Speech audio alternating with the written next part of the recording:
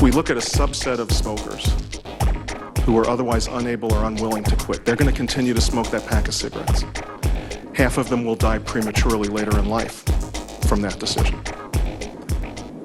If we could get all of those people to completely switch all of their cigarettes for one of these non-combustible products, that would be good for public health. Last month, the Food and Drug Administration released a sweeping regulation extending its authority to e-cigarettes and other products that had not previously been regulated by the agency. The FDA describes the regulation as a measure to protect public health, but many observers argue that it will threaten public health by impeding the availability of e-cigarettes, a safer alternative to combustible cigarettes. My background is as a health psychologist, working both in academia and in industry. Been doing tobacco and smoking research for a little over 40 years, and relevantly have been involved both with pharmaceutical nicotine products as well as now e-cigarettes and other harm reduction products, as well as academic activity. So I want to start with a basic fact, which is that smoking is bad for you. You may have heard of this. But often people don't realize just how bad it is, that in America alone, we kill off almost 500,000 people every year. It's 6 million a year worldwide, and in this century it's going to be 500 million people. And that's a very important background, because it's against this background that we have to consider the potential public health benefits of e-cigarettes. Another more personal way to put these health risks is that a smoker who doesn't quit has a 50-50 chance of dying prematurely due to smoking. So this is a huge risk and a huge public health disaster, really. And if you think about the cause of it, you may remember the Clinton line that it's the economy, stupid. In this case, it's the smoke, stupid. That it's really the smoke, the products of combustion, that are responsible for almost all the adverse health effects of smoking. There are thousands of chemicals and many known carcinogens. And the point is that they're primarily products of combustion. And so it's smoking, not necessarily tobacco, and certainly not nicotine, that is the problem. And in fact, nicotine, by and large, has very modest harms.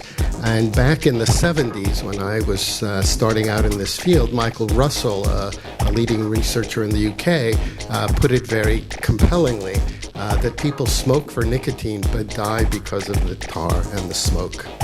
And so in a sense, you can think of smoking kind of the way we came to think of injected drug use and HIV, which is that it's not the drug that's the problem, it's the dirty needle. And in this case, it's not the nicotine that's the problem, it's the dirty delivery vehicle of smoking.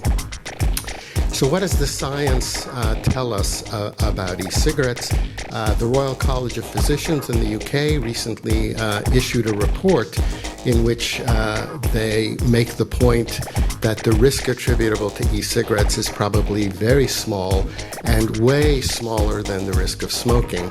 And an earlier report, which they relied on by Public Health England, had put a number to this, which was that they estimated that the risk of e-cigarettes was on the order of 5% that of smoking.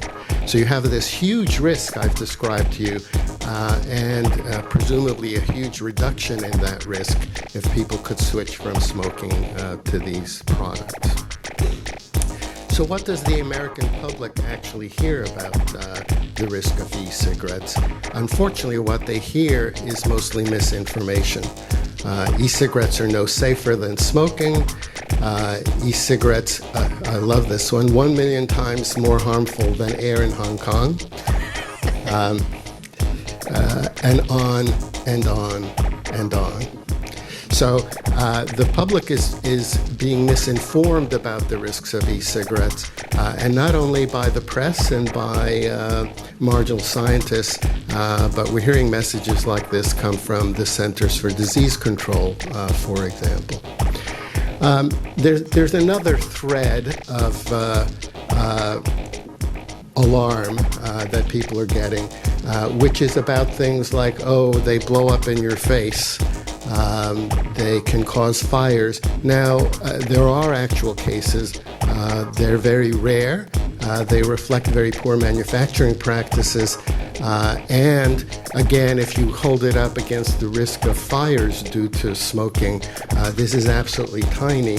And indeed, one of my favorites at the bottom there was a very recent paper that declared a significant risk for public health based on their report of 2 cases of individuals whose cornea was damaged by an exploding device.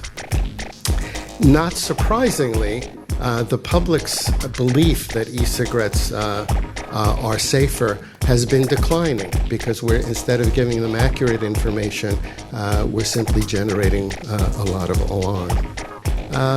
Nothing is absolutely safe, or very few things. Certainly, pharmaceutical medications, which are enormously helpful, are not completely safe. Methadone, we give drug addicts methadone not because it's completely safe, but because it's safer in the end than heroin.